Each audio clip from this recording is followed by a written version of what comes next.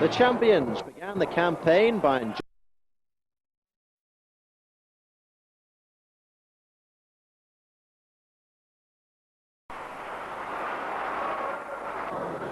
so far, no hangover apparent for the champions as they hit Newry for 6, and the Glens were showing good form with the occasional defence-splitting ball. Gary Hillis, the scorer here.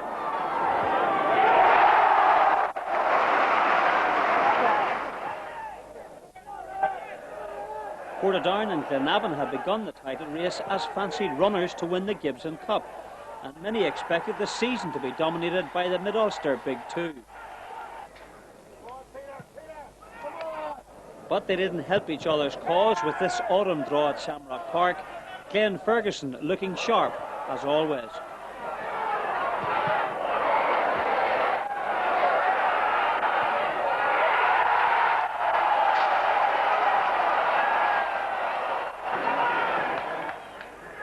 Linfield were picking up points notably here at Coleraine when Robert Campbell scored the solitary goal. Eric Boyer was at the helm. Well, everyone likes to win their first game, but you must recognise there's 30 games to play, and teams are going to drop points, and the teams that do well are those that have the capacity to keep going, even when things appear to get a little bit rough for them.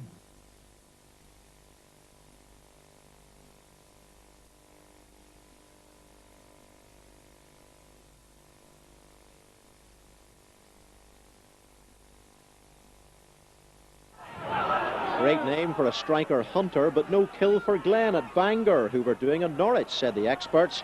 A few flattering results and they'd fade, was the prophecy.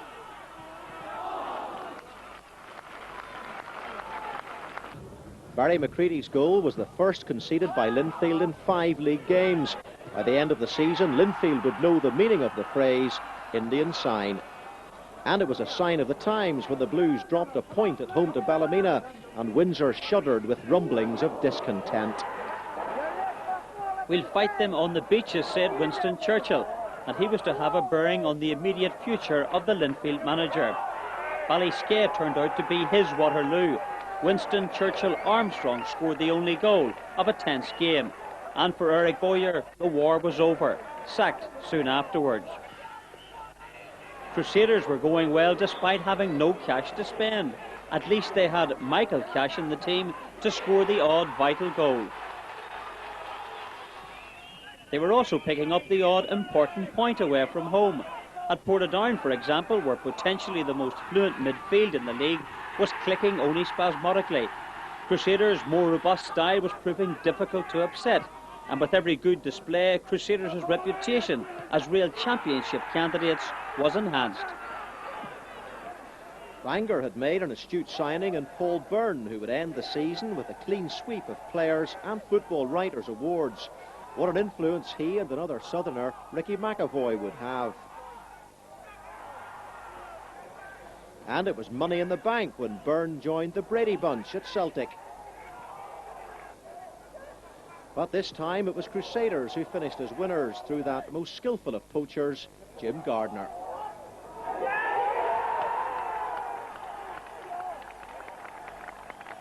The new gamekeeper at Windsor was Trevor Anderson. He had forged a partnership with Lindsay McKeown that would eventually take the Blues to the title. And it was a refreshed strike force that took Carrick out by 3-0.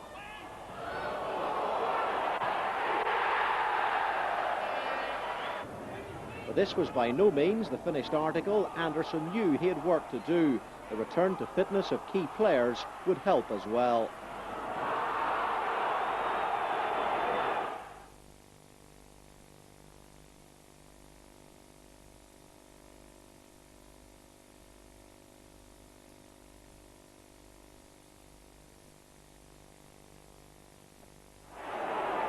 November brought fireworks at the Oval. and a big crowd was there to see a most colourful display. Robert Casey, who was attracting cross-channel attention, scored twice. At times it was beautiful to watch, but in the league the key word is consistency.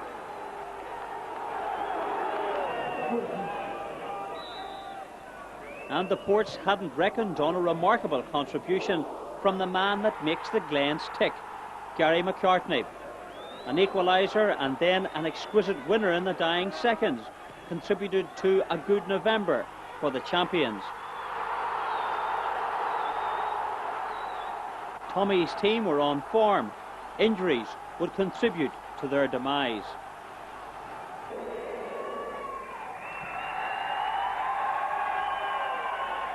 It wasn't a bad month either for Stephen McBride. On the 20th, the Northern Ireland international made his comeback after a lengthy absence due to a Gaza-like knee injury. He immediately looked his old composed self, if lacking the extra half-yard of pace. Stephen's confident that will come back with time. But time was running out on Glenavon's league campaign, and Michael McKeown's own goal at Windsor was cruel indeed. Linfield were unbeaten in November. Another own goal by Crusaders was certainly a help.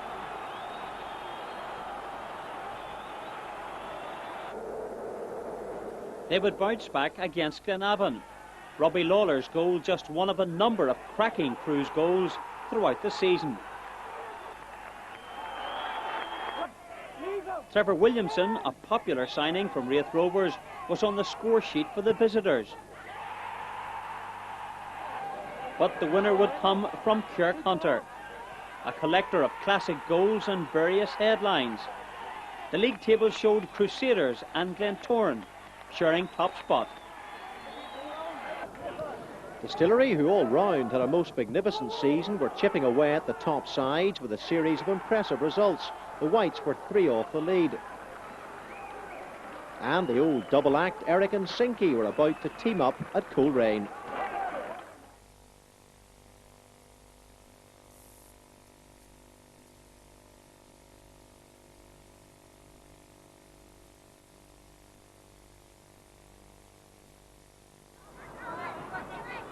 Christmas was coming and the crews were fattening up on a diet of points and goals.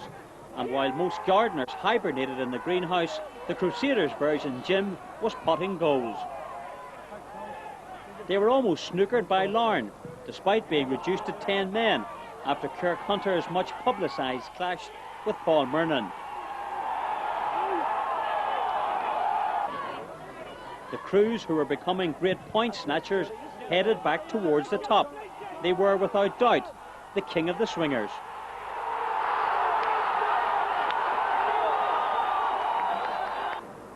Omagh too were amongst the sufferers, and Gardner kept up his very impressive scoring ratio.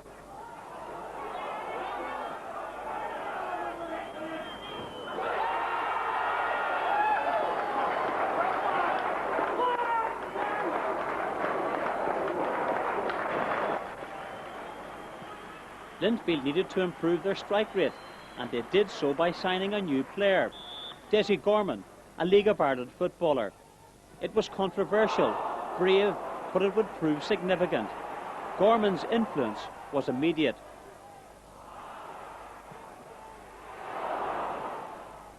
Perhaps it was the competition for places up front that sparked Richie Johnson. And at the back, all was well. Linfield had so far conceded just 4 goals in the league. All the sparring ended on Boxing Day when the incoming champions played the outgoing, and the new kids on the block won at Windsor in front of a huge crowd. Philip Nell, such a fine midfielder, scored the crucial second goal.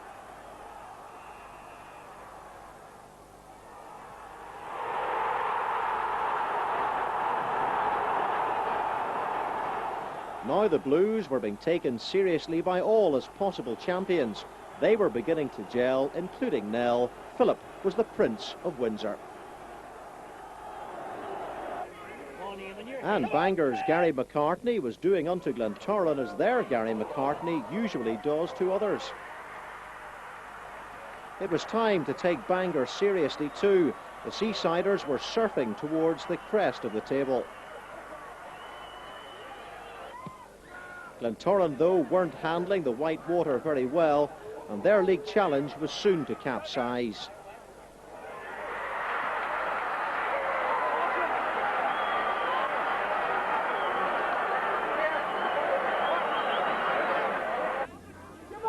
Earlier in the month, Portadown had gone to Cliftonville on a forward roll, but ended up going backwards. As Billy Sinclair headed for battle in the northwest frontier, Frankie Parks had his first home match in charge as manager. And again, good skill. And McFadden breaks through the middle. And that's a great ball for Jim McFadden. And this could be two. And what a finish by Jim McFadden. Well, that was superb football from Cliftonville on the break.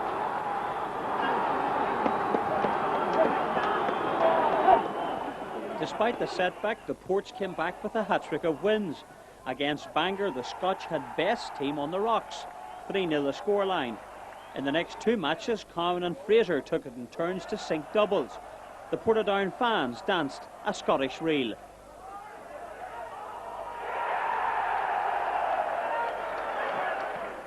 Ballyclare couldn't have gone any further backwards than bottom of the league. They had their own managerial problems, but picked up their first point of the season at Ballymena.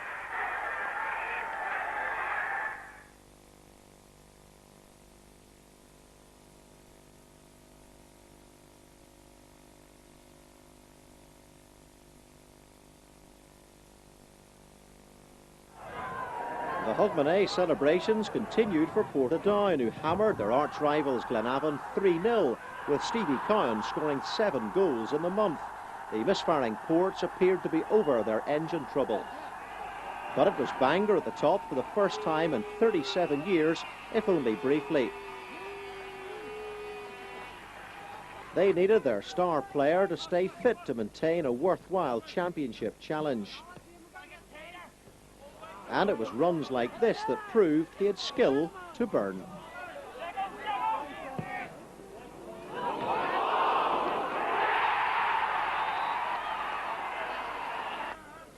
But perhaps the top dog status was too much and Bangor whimpered to defeat, beaten 3-1 by Distillery. Philip Dyke scored twice.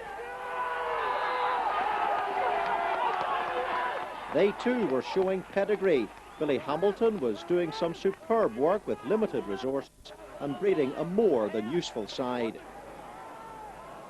Crusaders were at the head of the pack and showed no fear of the pressure. They had a wonderful win at the Oval in the best game of the month. Kirk Hunter's goal was a sheer delight.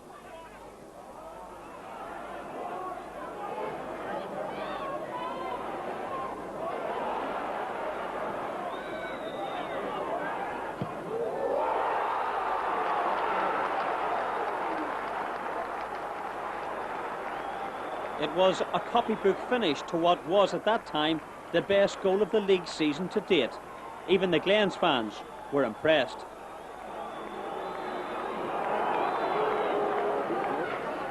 More was to follow in a match building to be one of the best. John Cleary, another import from the League of Ireland, got in on the act. Anything Hunter could do, Stephen Douglas could go better. But it wasn't enough to save the champions from another defeat.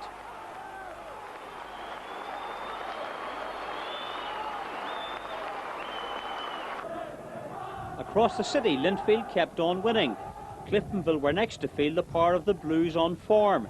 And if you wanted a safe place for your valuables, then Linfield's net was the place. The back four was soccer's equivalent of Fort Knox. And were Crusaders beginning to crack, they played, or rather didn't play, against Portadown at Seaview. Joey Cunningham, another man who fought back from serious injury, was amongst the scorers in a one-sided match. Ports fans felt that a win at Ards was essential to keep their side on the championship hot plate. Cowan's 32nd of the season looked to have done it. But Darren Erskine's 9th in 10 games made it 2 each. An Erskine equaliser would have an even more significant impact later in the season.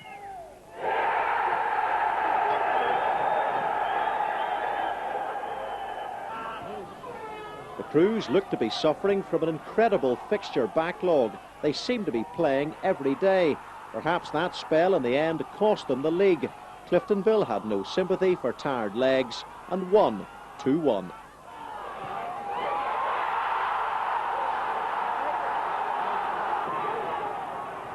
Linfield continued to squeeze vital points from crucial games. Distillery, who proved to be one of the hardest teams to beat all season, lost a match they needed to win.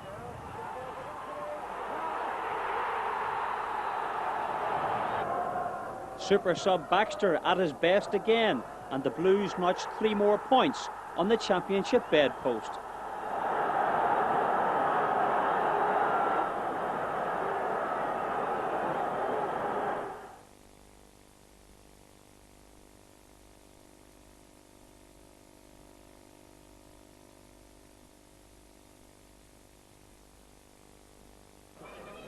In February, Carrick were hardly kings of the castle at Taylor's Avenue. 4-0 the result. Lee Doherty with his first ever hat-trick for the club, and the Blues stayed top. Then Linfield showed traditional tenacity at Mourneview Park. Steve McBride with the corner. Ferris at the near post.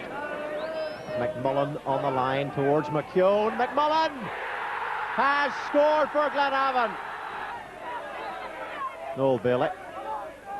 Little touch on from Beattie, and now it's Desi Gorman, and it's play on, and it's in, and Doherty has done it again. The Glenavon defence stopped. They thought the free kick would be given against Desi Gorman, but Lee Doherty didn't stop, and that's his 4th goal in the space of a week. Stephen Beattie with a corner, could be Linfield's last chance. Baxter, it's a goal. Baxter has scored with seconds remaining, and he's only on the field. Well, what a finish to this match. It was such a simple goal too. The corner, the big man in the box, he wasn't picked up really, and Linfield should pick up all 3 points now. Ards had shown true grit in building a 14-match unbeaten run, but it was ended by the other half of the North Down Big Two Bangor, despite goals like this. The Seagulls moved into 4th spot, 6 behind Linfield. It was a spectacular match that included 7 goals, another candidate for the best game of a scintillating season, and Bangor were themselves hitting a winning streak. Glentoran were making a number of signings, including Kevin McKeever, who scored against his old club. But Portadown sneaked a point. It was Fraser's 23rd of the season.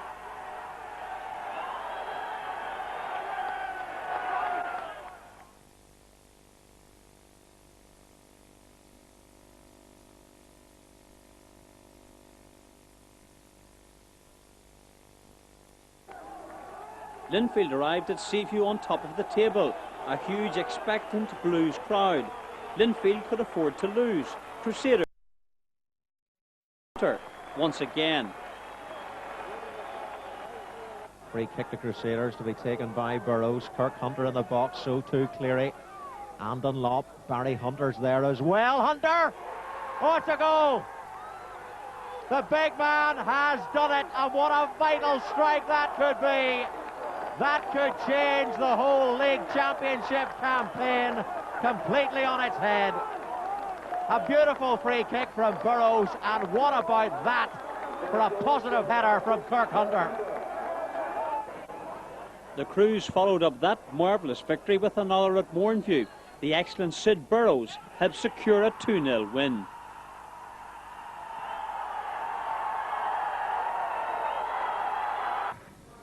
Linfield could sense a closing and rampant Crusaders. They signed a striking Scot, Graham Harvey, to add punch to the Blues' attack. He had an amazing debut at home to Larne, scoring a hat-trick in the first half. It was a case of Harvey's cream, and goals would be the difference in the end. Scottish pride made Sandy Fraser hit back with a hat-trick against Carrick. And it was his mate Stevie who wrapped up the points in another crushing win this time over Coleraine.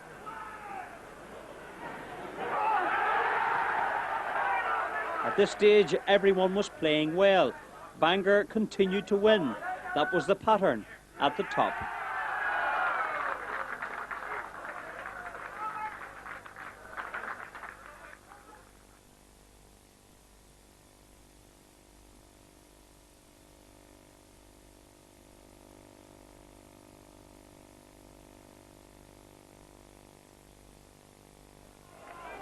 But it was Bangor and Portadown who played an April Fool on each other, sharing the points at Clandyboy. Now Steve Cowan and Portadown to take the lead here. Fraser unmarked in the middle. Cowan all the way. Peebles 2-1. McCaffrey for Surgeon unmarked, and it's 2 each. And the goal by Glendenning. It was tight, and this was how the penultimate Saturday unfolded. A huge and expectant crowd of blue men were to witness an amazing afternoon that had more twists than a Poirot thriller. The game began quietly. You certainly couldn't say the same about the match across town at Seaview. Kirk Hunter, never far from the headlines, punched Gareth Davis and was sent off. Roy Walker claimed that his man was provoked. Ards manager Paul Malone disagreed, but would Hunter's dismissal cost the Crews the title? Controversy has followed the midfielder all season. Referee Herbie Bard tried to exert a calming influence on the frustrated Walker. Things weren't going well for Crusaders at Seaview, but the Glens were doing them a favour at the Oval. Good ball for Raymond Campbell, and that's for McCartney. Good save, Lamont. Twentyman.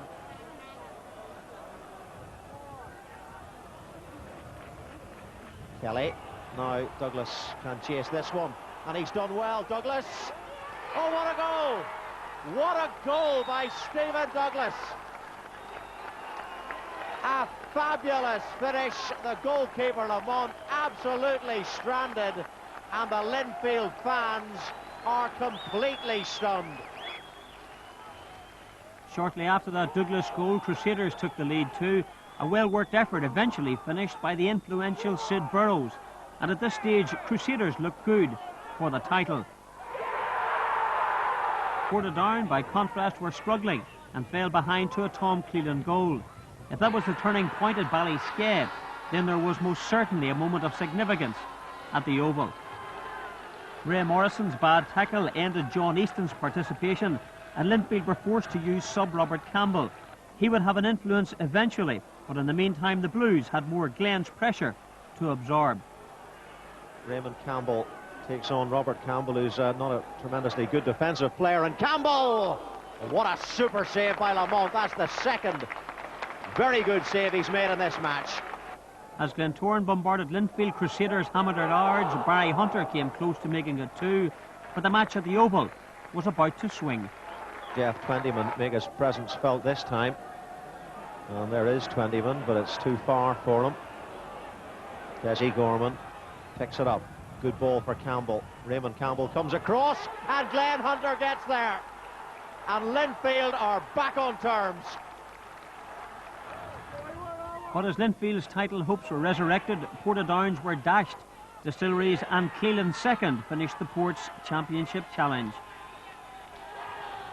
Darren Erskine was about to do the same to Crusaders' title hopes as 10-man Crews tired. A 78th minute goal made it Crusaders 1, Ards 1. Word quickly filtered back to the Oval, and Linfield responded with a crucial goal. Jeff Twentyman is up again. In goes Twentyman. Good header, and it's in from Richie Johnson. And that might well be the goal that seals the league championship for the Blues, and I think the crowd knows it. A week later it was official. Portadown won 3-0 at Windsor, but after 4 years stranded in soccer's doldrums, the Blues were entitled to celebrate. Alan Dornan hoisted the Gibson Cup, and Linfield, champions again, were back in Europe.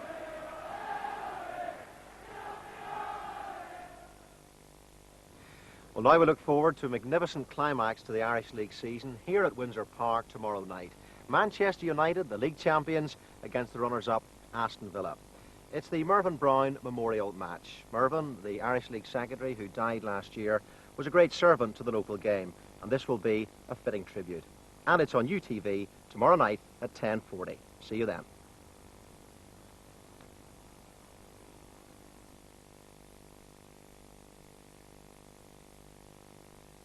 Over Ards, the revival continues at the Oval under Tommy Cassidy.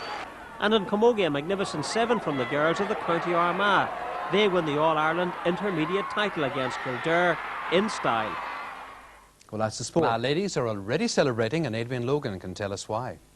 Yes, Paul, and very attractive fixtures. The Blues, they'll take on Portadown, a Northwest derby with the improving Coleraine in against Ballymena.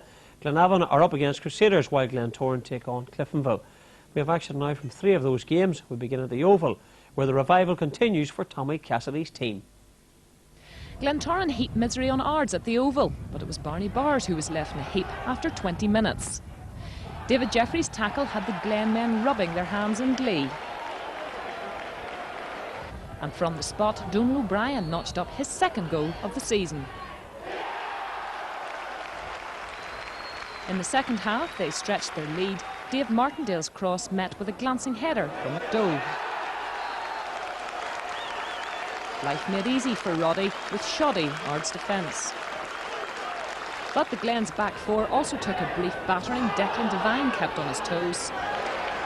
And the ball eventually cleared off the line by Parker. Justin McBride helped McDowell to his 2nd of the afternoon in the 68th minute. Ards slumping to their 6th successive defeat on the trot.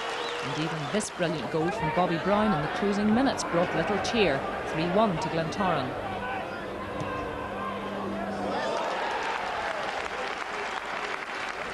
Crusaders booked their place in the quarter-finals with a 2-2 draw at Carrick. It was the home side who took the lead 9 minutes from the break. Campbell's cross met by Robson, his 4th of the season. A minute from the break, the sides were level. Stewart with the perfect pass, and Glenn Hunter picked his spot wide of Eaches. Crusaders took the lead after 65 minutes. Burrows and Hunter combined. Carroll's effort was weak, but good enough to get over the line. With only seconds remaining, Carrick equalised. Macaulay's cross from the right. Dean Gordon, unmarked, snapped up this easy chance, his 1st of the season. But it's the Crews who go through. At Ballymena Showgrounds, Bangor might have secured the Tyrone Cup quarter-finals tonight. At the Oval, it was Cliftonville who took the early initiative against Glentoran. Philip McNamara's shot bringing the best out of Neil Armstrong. The home side gradually settled, and this effort had the Cliftonville defence on red alert. In the second half, the action livened up, and Armstrong seemed all at sea as Ron Manley's shot crossed the line off Darren Parker in the 64th minute. 10 minutes later, the Glens levelled. Eddie Cunnington's corner was headed on by Gary Smith, and Solitude defender Joe Kerr only helped the ball home. That took the game into extra time and the nail-biting finale, and in 99 minutes, Justin McBride dived low and hard to grab the 11th-hour winner for the Glens. Over at Mornview Park, there was little to admire in the play of the much-vaunted Glenavon and the challenging Crusaders, though there was nearly embarrassment for the visitors in the 27th minute. The goal that settled the issue and ended Glenavon's unbeaten home record in 1994 came in the 73rd minute, Glenn Hunter securing a semi-final tie with Linfield or Portadown. Rugby, and in tonight's floodlit game at Portadown, cameras at 5 games in total, and we start our 18-goal roundup with the Portadown victory that put them top of the table. O'Brien, though, failed to salvage a goal as Beck smothered his pretty weak effort. But the Glenavon keeper was beaten a few minutes later as Darren Parker headed in a consolation.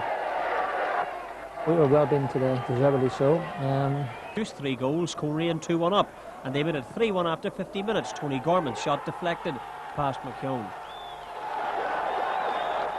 And a later it should have been 4, this blockbuster from Gorman crashing off the bar.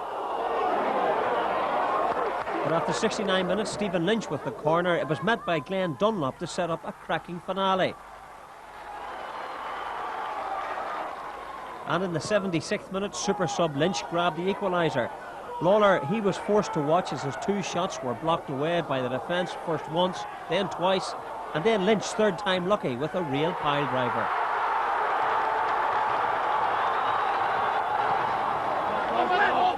After the weekend's fixtures, but we start our Monday soccer spot with Crusaders, who completed a demolition job of Newry Town. Stephen Baxter opened the scoring for Crusaders at the showgrounds after 2 minutes. The long ball into the defence. Baxter got on the header. Keeley couldn't hold it, but the centre forward followed up. The second came after 19 minutes. Stephen Livingstone, out here in the right, fired on a blistering cross. It hit Harry Kenny and finished in the back of the goals. When Newry were under continuous pressure and after a goal-mouth scramble, it was Baxter who made it 3 in 25 minutes. 46 minutes produced number 4. A Stephen Stewart pile driver. Keeley again in difficulties. Aaron Callahan pushed it home. A newcomer, Paul Stokes, pulled one back for Newry at the 71 minutes, firing in this unstoppable shot from 30 yards. But Crusaders weren't finished. Hunter this time turned poacher.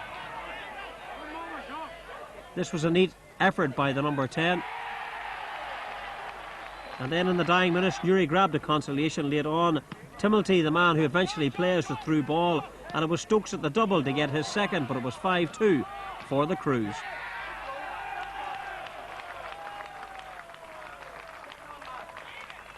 A single goal set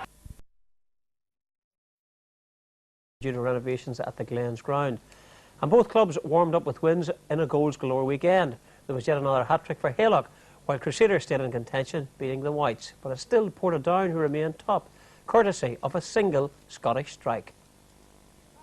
A single goal ended Ard's unbeaten run at Shamrock Park, although it really should have been more. Ask Sandy Fraser. Keeper Paul Key's fine form from last week's international still very much in evidence. The big man consistently mopping up everything the Ports had to throw at him. In the second half, the league leaders continued to bombard the Ards defence. Neil Candlish just wide with this. But if there was a goal to be had, it had to be Ferguson. His 4th goal for the club in 3 outings, and just enough to keep Portadown at the top.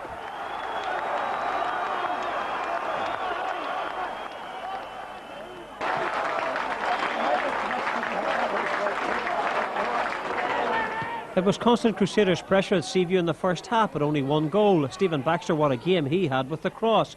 And midfielder Liam Dunnan marked with the header. 1-0 to Crusaders at half-time. Crusaders got their second after 52 minutes. Baxter again with the telling pass, and Glenn Hunter with time. And this time too, with the perfect finish.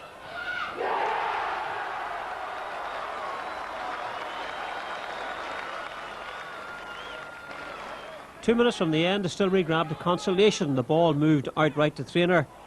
He pushes it across, and Tom Cleland, as ever, with the header past McKeown. Crusaders win 2-1. A Haylock 5-0 defeat by Bangor. Elsewhere, Carrick produced a storming revival against Glenavon, and league leaders Portadown were toppled by the Crews. Here's the action. Hamilton just launches it forward. Casey flicks it backwards. Here's Cunningham. McKeown gets a foot to that. And Robbie Lawler makes sure it's cleared. Julie Cunningham's corner. And it's in for Robert Casey. Just coming up to 35 minutes gone, and Robert Casey gives Portadown the lead. The ball just fell at his feet and he pounced on it right into the roof of the net.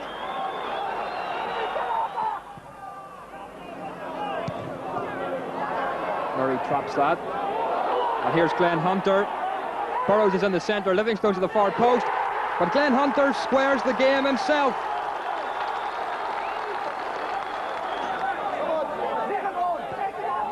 Stevie Livingstone up against Murray, tries to skip past Murray, manages to get his cross in as well. Burrows, 2-1 to Crusaders. The season to put Glenavon 4-2 up with 15 minutes to time. Carrick hadn't finished. Their third, a highly controversial goal. For a win for you on Saturday, and an important one too, I would think. It was indeed, especially with the other results that went on Saturday. On the score sheet yourself? That's right, I hadn't scored now, or hadn't scored in 3 of the 4 games there, but I've got another one. Just having a look at it at the moment. And up front, of course, you were joined by Gary Murray. Tell us a bit about him. Gary Murray's a great prospect. He's unlucky with that strike there, but the fella's he's doing very well for himself. He's got into the team, and by the looks of it, he's going to be staying in the team. Yeah, he's really in the mould of Stephen Baxter, isn't he? That's right. He's got the height. He's about 6'3", I think. He's good in the air and on the ground. So we've another good prospect coming through. Now, what about your old club, Linfield? Could you believe that 5-0 defeat? I couldn't actually believe it. No, I think everybody in the changing room was shocked. But just having a look at a couple of the great goals now. I don't think Wesley's seen 3 of them there anyway. But it's Bangor are a very formidable side. They're taking points off all the teams, and they'll take points off a lot of other teams as well. I think you actually remember more of Linfield's 5-0 victories, don't you? That's right. I played on one of the matches where Martin McGaggy scored 5 against Bangor, which was a few years ago. So it looks like the tables have been turned. And just briefly, you've got Linfield next Saturday in the league. That'll be a very important clash too. It's always a very important clash against Linfield. Everybody likes to beat them, but with the match against Newry to worry about first. OK, thanks very much, Glenn. It'll certainly be hard, I think, after that 5-0 defeat. Linda. Well, meanwhile, Derry City continued their... Overnight, after undergoing surgery to a broken leg, which he sustained during Saturday's league game with Newry Town, the 29-year-old Carrick Rangers striker, seen here scoring against Portadown last week, is now off the critical. McRae involved. McRae's ball across, and Gary Hillis blasted the ball home. 11 minutes gone, they were level. Burrows with the ball in, and Baxter to touch home his 11th of the season. Crusaders took the lead 10 minutes from the break. A mistake by Darren McGill in the home defence, and Glenn Hunter raced through to finish. After 63 minutes, Crusaders wrapped it up with a 5-star effort. A free kick 30 yards out. How's that for a finish from Robbie Lawler? 3-1 to Crusaders.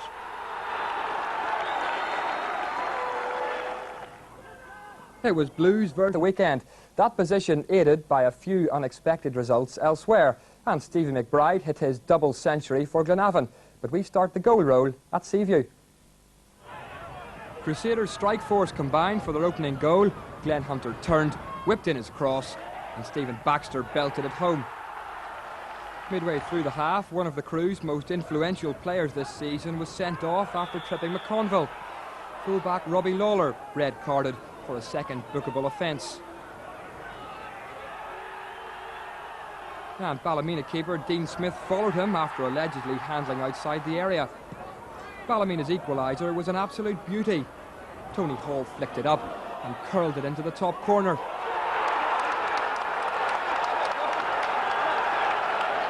Just watch the flight on the ball, a controlled fade, McKeown with no chance. At the start of the second half, Big Kevin made an uncharacteristic slip, which almost let in Desi Lockery. And then Ballymena nearly had their replacement keeper Damien Grant sent off when he handled outside the box. Hunter spotted him, so did the linesman, but the referee solved the problem with a drop ball. In previous seasons, this was the type of game Crusaders may have let slip. Not anymore though, as Stevie Livingstone, just on as a substitute, poked in the winner.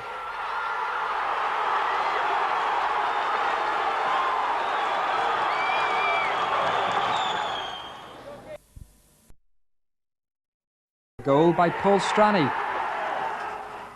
Before half-time, a free kick rattled off the bar, and Paul Dunyan was quickest to follow up, 2-0. Crusaders pulled one back through Glenn Hunter, but the holders held on to go through. Stephen McBride and Glenn for the first time in their history. And if there's a fantasy footballer worth selecting, it's Glenn Ferguson. He hit his 6th hat-trick of the season to leave Glenavon 14 points behind the leaders with a game in hand. But naturally, we start our roundup with the current dream team, Crusaders.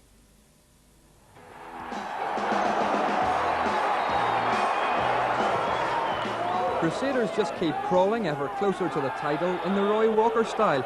Keep it tight at the back, then you only need one goal to win. And on Saturday, that came courtesy of Glenn Hunter, his 15th of the season.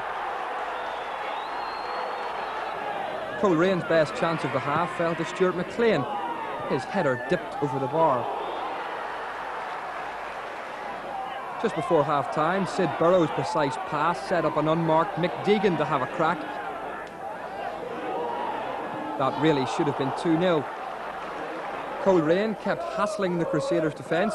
Derek Cook worked tirelessly here. The end product disappointing though, his shot straight at Kevin McKeown. At the other end, Davy O'Hare had to make two outstanding saves to thwart the Crusaders' strike force. First from Glenn Hunter, and then from Stephen Baxter. 12 games left in the championship. The Crews are a baker's dozen in front.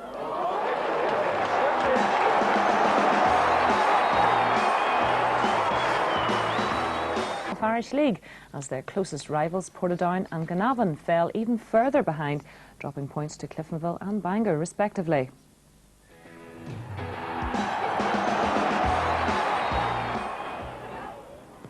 Ask any manager in the league where the championship is destined and he'll concede that it's on its way to Seaview. That is, apart from Roy Walker.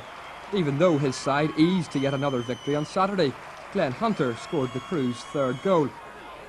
Roy, quite understandably, doesn't want to count his chickens just yet, but as long as the reactions of keeper Kevin McKeown remain cat-like, then the Crews will pounce on the title.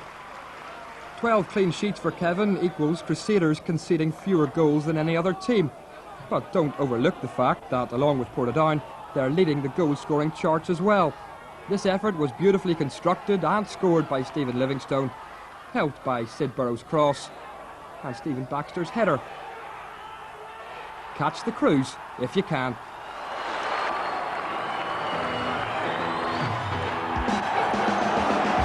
Looming, and general study has to be addressed. On to a gangly striker as Crusaders slipped easily and effectively past Carrick. Big Stephen Baxter prodded in his first goal after 10 minutes.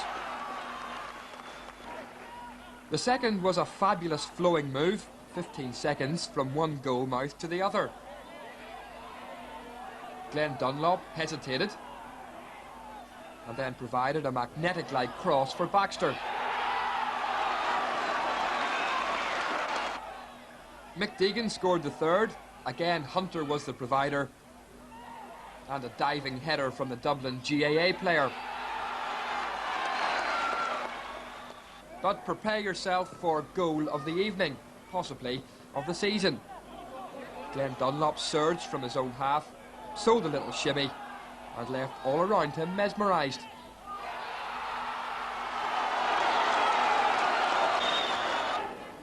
The rout was complete when Glenn Hunter was fouled in the box. Dubious enough decision. But Baxter blasted in his hat-trick, and the Crews go through. And we'll have a special feature on Cliftonville's Keith.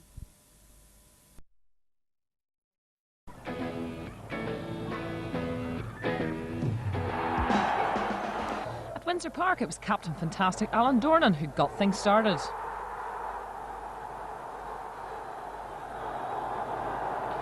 Crusaders, set to strip them of their league crown, were unperturbed and looked to have equalised after a goalmouth flurry. But the handball was spotted. The Crews, who have lost only one league game this season, made sure that stat remained when Liam Dunn showed deft footwork and useful bootwork to equalise in the 55th minute. Controversy though, with just 5 minutes to go, Wes Lamont adjudged to have handled the ball outside his area. No argument with that, the big man walked, but the scoreline of this gritty encounter remained 1-1, spoils shared, the Crews march on. As I said, I think our togetherness and our team spirit is second to none. Also, if you look at our defence this year has been outstanding. Kevin's goals and the 5 lads in front of him have been brilliant. You know, the goals against has been unbelievable.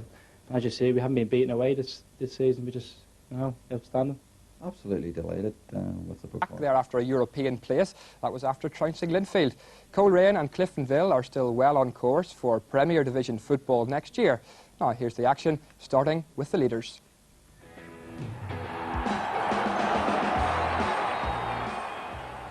At Seaview, leaders Crusaders were slow to start against Omagh. This header from Stephen Baxter, the best effort of the first half. It was Baxter again moments later. His shot from an angle deflected over the bar. Omagh fought back. Michael McGill had a second chance to cross. Sub Barry McCready just glanced it wide. On the hour, the Crews went ahead. A teasing cross. Baxter got a touch. Glenn Hunter made sure.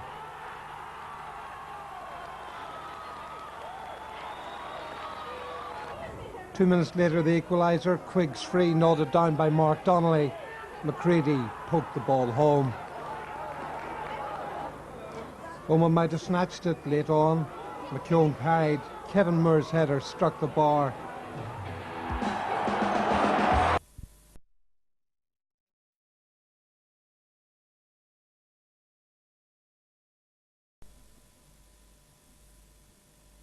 Place, the Middlester Big Two jostling for position. Action from both in a moment, but Stephen Watson begins our roundup with the mighty Crews.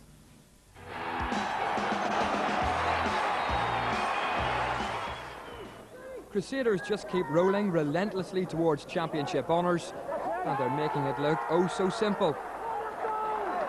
Stephen Baxter illustrating just how easy it's all becoming. A nonchalant back flick to make it 1-0 against Distillery. And the Crews should have extended their lead when Johnny Drake scythed down Mick Deegan. Baxter's penalty though lacked power, and Simon Houston managed to smother his shot, and the defence scrambled the ball clear. But Big Stevie did have a hand, at least a head in goal number 2. Simple for Stephen Livingstone from close range. And the aerial route to Baxter paid dividends again in the second half. Glenn Hunter scored. And if you're still a doubter, believe me, the Crews are impressive.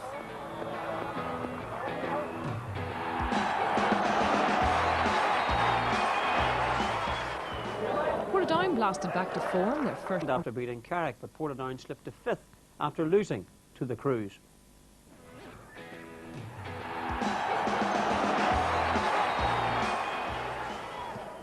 Yet another away league win for the Crews. Portadown, like the 10 other teams who've already tried this season, couldn't destroy the unbeaten record outside Seaview. Disappointing enough game, though at times there was a dash of fabulous football. Delightful vision here by Livingstone. Burrows not too far off the mark. And for the Ports, some fancy one-touch skill by Neil Candlish. Kennedy's flick trickled across a gaping goal mouth. The deciding goal was created by Glenn Dunlop. A typical surge forward. Martin Murray looked up, couldn't believe how much freedom he had, and opted to curl one.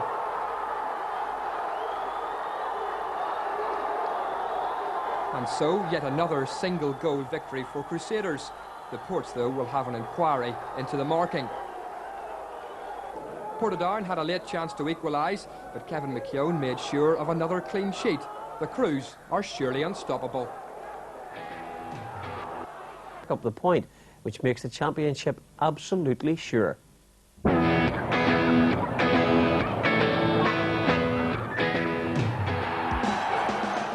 At Seaview, Crusaders took time to settle against Lowly Larne. Then the floodgates opened. Derek Carroll's run creating the chance for Stephen Baxter in half an hour. And just before the break, it was 2-0. A corner wasn't cleared. Glenn Hunter took full advantage. In 77 minutes, the visitors were killed off. Glenn Hunter running through to smack home a splendid third. 2 minutes later, Larne's battlers got token reward. Kevin McKeown blocked McLaughlin's effort, but Crawford McRae clipped in the rebound. The leaders made it 4 almost immediately. Sid Burrows crossed to the far post. Hunter completed his hat-trick. Full-time students would love that situation. Lisa McKeown is placed at the Nationwide Building Society in Newry as part of her course.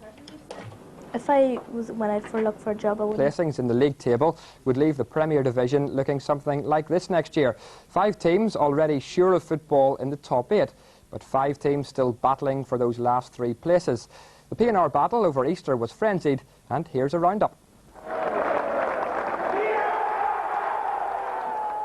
Irish League champions 1995. The Crews and manager Roy Walker celebrated their success at Seaview yesterday, and the Gibson Cup did more than 1 lap of honour on the Shore Road. 120, drawn 6 and lost only 1 was the league record before yesterday's game. But Glenavon still had plenty to play for, and they put only the second blemish on the Crew statistics. Raymond McCoy scored first. Crusaders did rally after Sid Burrows missed a penalty. Veteran Jim Gardner squared things up at the start of the second half.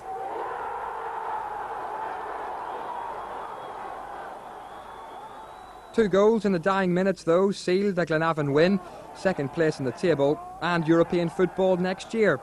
Peter Kennedy scraped in the first one. And after some excellent work by McCoy, John Smith knocked in the second. The UEFA Cup, here they come. We're relieved and obviously delighted for the players because we targeted that sort of position from just around Christmas, and they've done well to get into that position now with a couple of matches to spare, so I'm pleased for them. Cliftonville clinched.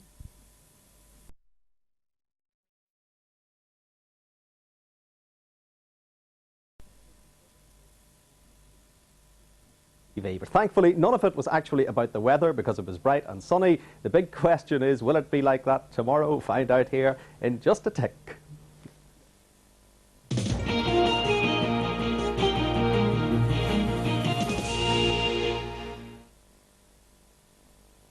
Now can we go?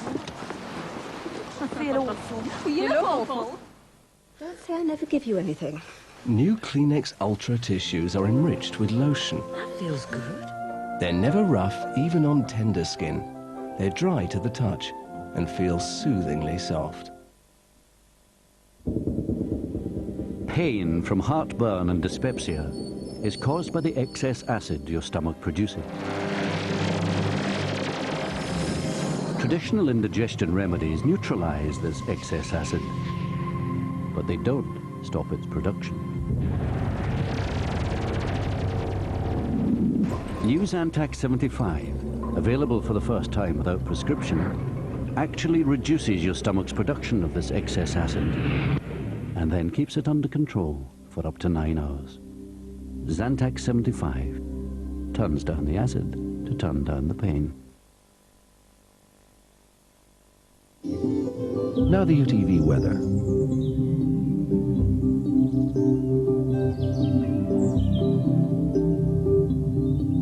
Naturally at home with the Progressive, Northern Ireland's Building Society.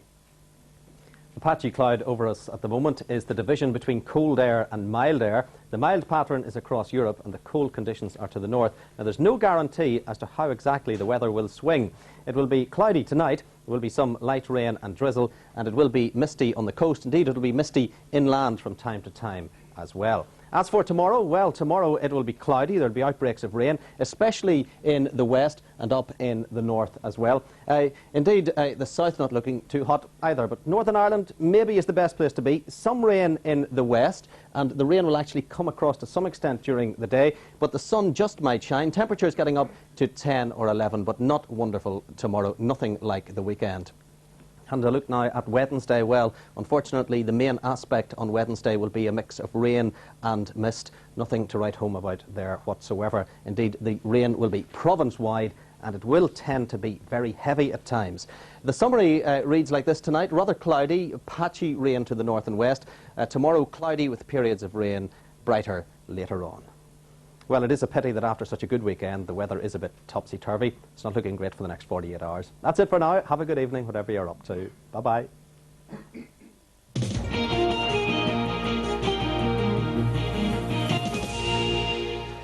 Now, how relaxed are you about your children playing contact sports? It seems a lot of you aren't relaxed at all. In fact, you're anything but. Now, the whole question of sports injuries has become pretty specialised over the last few years. And with the knowledge has come not just awareness, but anxiety about how safe it is to get involved in contact sports like rugby. On a bright spring afternoon, what could be healthier for a bunch of strapping sixth formers than a fast, tough game of rugby, forming a love of the sport that in all probability will last for life. That has certainly been the case for Adrian.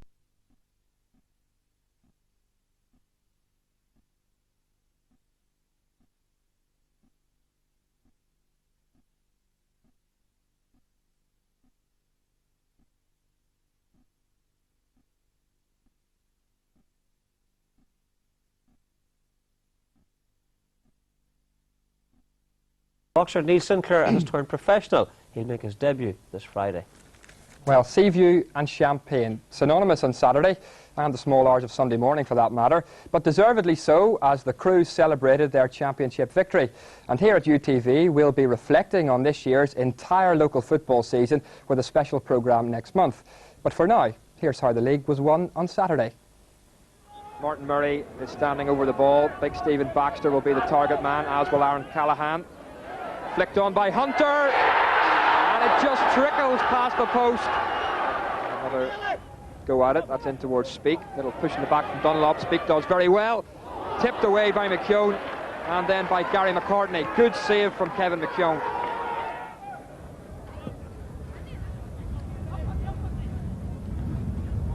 Well won by Dunn. Hunter, it's fallen for Stephen Baxter, and it's 1-0 for Crusaders. Big Stephen Baxter does it again and celebrates with the huge Crusader support here at the Ballymena Showgrounds. The corner will be taken by Liam Dunn. Looks a pretty useful one as well to the far post, and it's off the crossbar. Here's Danny Craney. Whips in his cross. Kevin McKeown doesn't get it, and it's cleared off the line by Derek Carroll. In towards Deegan. Headed in, and it's Hunter, and it's 2-0.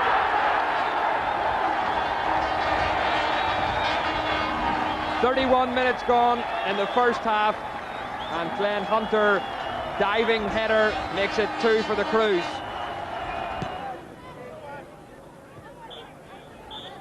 And that's it. The Crusaders supporters celebrate in style as their teams lift the 95 championship on April the 1st. Well, a super moment for Crusaders, and I'm delighted to say I'm joined by their coach, Billy Sinclair. Billy, has it died down at Seaview yet? I'm not so sure, but obviously the lads have a big game tonight, and they've obviously had to keep themselves in check for tonight's event. Now, you have managed a team to a championship before with Sligo. I suppose you're going to tell me it's more difficult to retain the title than actually winning it. Is that the case? Yeah, without a doubt. I think the easy part is always winning the championship. But certainly going out the following season when everybody wants to have your scalp, it's a different kettle of fish then, you know. Now, on Saturday, it was your two main men again, Hunter and Baxter, that did the job for you, wasn't it? They've been crucial for you this season. Certainly, I mean, anybody that scores goals is always going to be crucial. But I think the boss obviously got it right when he got the spine of the team solid with the workaholic McEwen in goals, especially Big Dunlop at the back. This guy's a super player. Little Dunn in the middle of the park, good, you know, wins the ball, can use the ball. And up the front, as just you mentioned there, Baxter and Hunter. Guys who can score goals are always, you know, worth their weight in gold. Now, briefly, Billy, you're into Europe. Roy's got a lot of money to spend, but I suppose the ethos at Seaview is not to spend the money. He's built his team on that. Well, I suppose that the chairman and the boss himself will get together and decide. The venue is Windsor Park, date to be decided, and the winners to play Ards, who are already through. A guard of honour for the new league champions, a fitting gesture by Portadown. And the Gibson Cup holders, at least soon-to-be holders, if you understand, didn't take long to set the terraces alight. Stephen Baxter pounced after just 13 minutes. Portadown's equaliser was an excellent goal. After good work by impressive 16-year-old Damien Johnson, the two strikers, Andy and Sandy, combined. Kennedy's cross, Fraser's finish.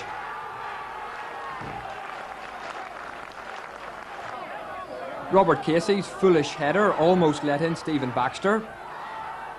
That was close. But Glenn Hunter's effort a few minutes later was even closer. His header scraped the paintwork. So, one each at the end of 90 minutes, but exactly 29 seconds into extra time, the Crews struck again. Bet Stephen Baxter couldn't believe his luck when the ball sat up, just begging to be thumped. His 23rd goal of the season. And that one was for the gaffer. With about 10 minutes remaining, a rare defensive blunder by the usually reliable Alfie Stewart allowed Hunter to nip in and clinch the semi-final spot. Well, Roy just basically said to us, you know, go out and play like true champions, and you don't need motivated for big games like this here. And if you lie down against a team like this, they'll crush you. And we decided we would go out and give them a real run for their money, and we did that. Coleraine manager Kenny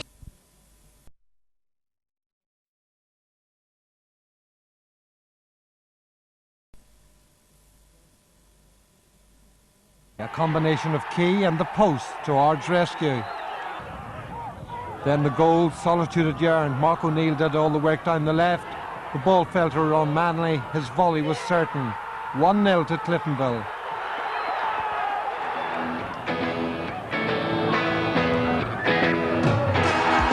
whitewash for Distillery against Portadown. Ian Ferguson nodded in the Ports first. And Joey Cunningham added 2 more in the second half. The Whites' defence pretty suspect. Joey simply allowed to roam free.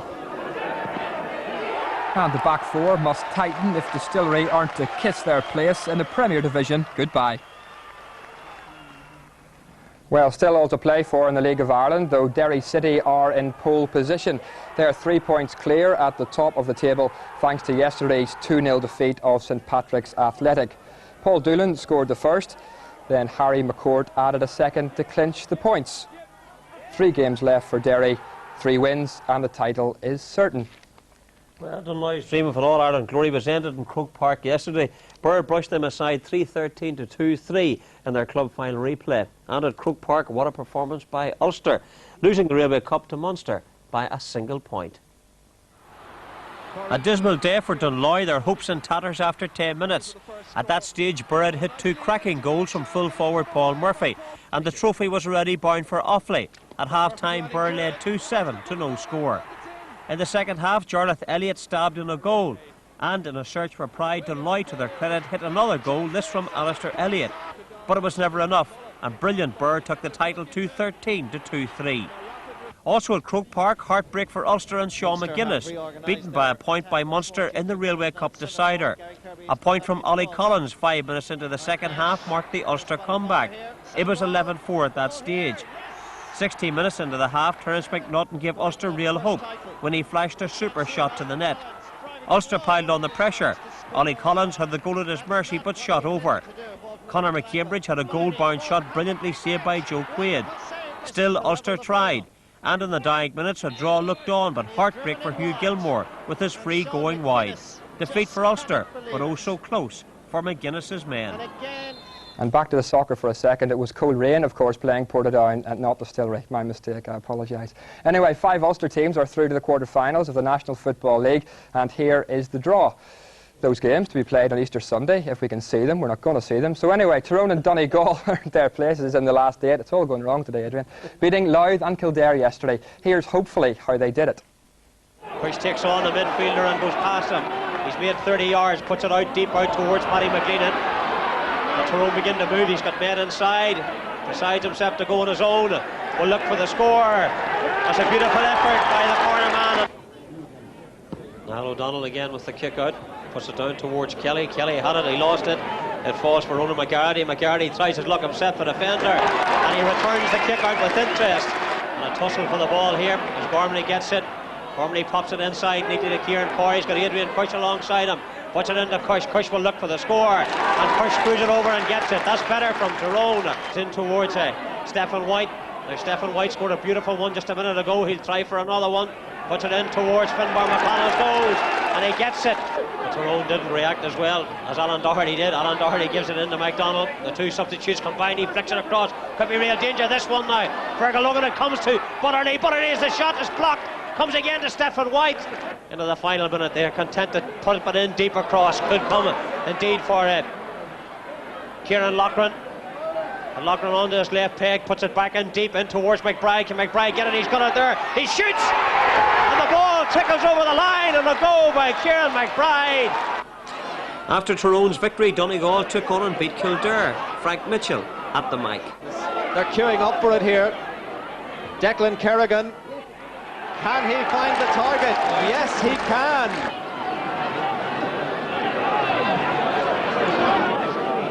Donegal could do with a score at the mouth of half-time, and there's a chance for Brian Murray, and that is a superb goal. Noel Hegarty, well led off to Sean Van Gallagher. Gallagher puts Donegal in front. The quality of Donegal is beginning to show, and the quality of James McHugh is there for all to see. That shouldn't trouble Christy Byrne, but he gives it away to John Duffy, who might trouble him now. He certainly does. Yes, good wins there. Well, St Patrick's Mahara are into the Hogan Cup final. Yesterday at Ballyshannon, the Ulster champions were too good for Tuam, winning 110 to 9 points. Playing with the breeze, Mahara produced a super first half, highlighted by a goal after 3 minutes by corner forward Gary Cushnahan. And points from Michael Gribben and a great score from Gary Doyle just before the break gave them a lead of 1-7 to a point at half-time. Well into the second half, Tuam stormed into attack, but the Mahara defence was superb, with captain Conleth Murphy particularly impressive. In fact, after Tuam had hit back late in the game, it was a Murphy point which effectively sealed a reserve victory for the Derry College. In rugby, Ballymena's Senior Cup fixture with North has been switched to next Monday. North must play their outstanding All-Ireland League game this Saturday. Well, Ballymena earned promotion to Division 1 at the weekend, beating Malone. Malone certainly didn't come to Eaton Park to facilitate Ballymena. Skipper Bill Horbinson's super try silenced the nervous faithful. Marty Strutt landed 3 first-half penalties, this typical of his assurance. Winger James Topping did reduce the arrears, but Malone led deservedly 14-8 at half-time. Then entered David Humphreys, the home-out half landing 2 splendid drop goals, and Derek McAleese's boot got the home side in front. But then Simon Willis squeezed over, Malone ahead again. A Derek Topping try put Ballymena in front again, and it was Andy Matchett who rounded off a man-of-the-match performance with a late try. Division 1 rugby again at Eaton Park. A defiant and Estonians display in 16-13 defeat at champion Shannon included this Colin Hamilton try, but relegation worries still haunt Shane Park. We'll have more sport tomorrow, but as for tonight, we'll close with the news and Kate. Almost 200 manufacturing jobs have been lost in County Londonderry. The German fibre maker Höchst is making almost all of its workforce in Limavady redundant. Trade unions and local councillors say the announcement is a devastating blow to the northwest economy. The